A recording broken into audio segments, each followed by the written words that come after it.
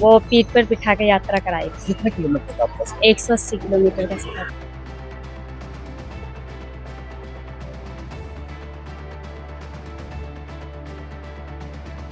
पिछली साल भी मेरी पत्नी ने अपनी पीठ पर बैठाकर मुझे यात्रा कराई थी पैदल, और मेरे बच्चों ने मेरे साथ चले थे, तो बड़ी कठिनाइयां पड़ी थी।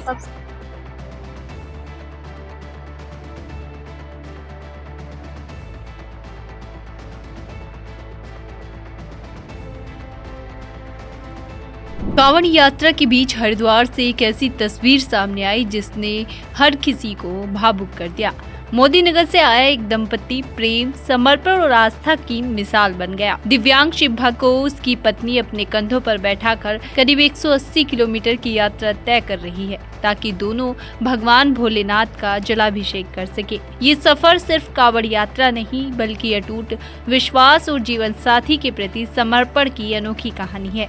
पत्नी हर कदम पर अपने दिव्यांग पति का सहारा बनकर ये संदेश दे रही है कि सच्चा रिश्ता मुश्किल हालात में भी साथ नहीं छोड़ता।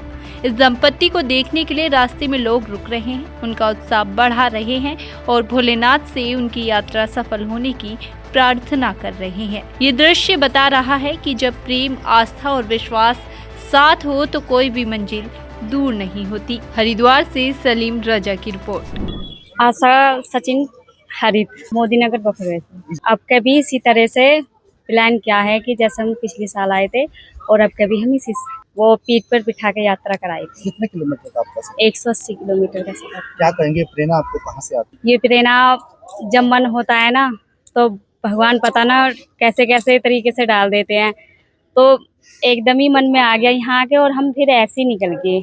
पैदल पैदल चलते हैं, अपने सफ़र अच्छा रहा, लेकिन कठिनाइयाँ तो देखो हर चीज़ में होती है, लेकिन इस सफ़र भी हम सोचते हैं कि अच्छे से ही जाए, जैसे हमारे पिछले साल अच्छे से गया था। तो मैं बोल रही हूँ कि ये अब कलयुग चल रहा है।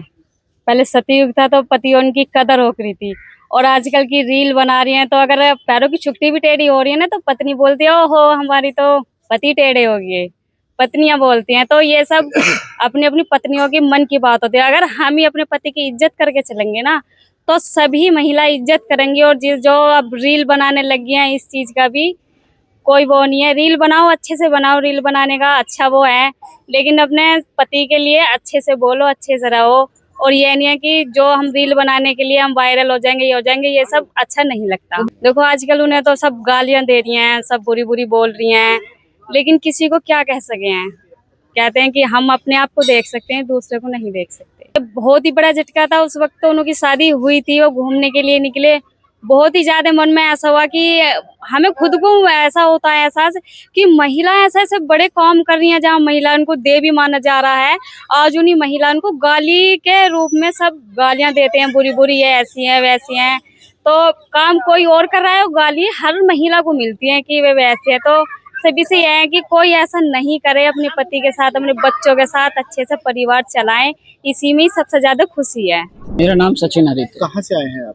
मैं बखरवा मोदी नगर गाजियाबाद से बिलोंग करता हूँ। देखो, मैं अब ये कहूँगा कि मैं पैरों से दिव्यांग हूँ, लेकिन मानसिक स्थिति से बिल्कुल ठीक हूँ। ना ही मैं अपने आप को दिव्यांग मानता, क्योंकि जिसके साथ में जिसकी पत्नी हो तो उसके लिए सब कुछ है। कहते हैं कि पत्नी घर की लक्ष्मी होती है। भले चाहे आदमी 10 रुपये कमाए, लेकिन जो घर की पत्नी होती है उससे बरकत होती है।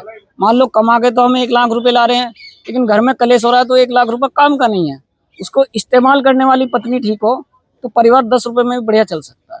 देखो, मैं तो यही कहूँगा, जो दूसरी पत्नियां हैं, कि अगर ऐसे ही चलता रहा तो आने वाले कल में जो हमारे भारत की धार्मिक भावनाएं हैं, शादी की, विवाह की, ये सब एक दिन खत्म हो जाएगी, और आने वाला जो वंश है हमारे भारत की संस्कृति, वो बिल्कुल खत्म हो जाएगी।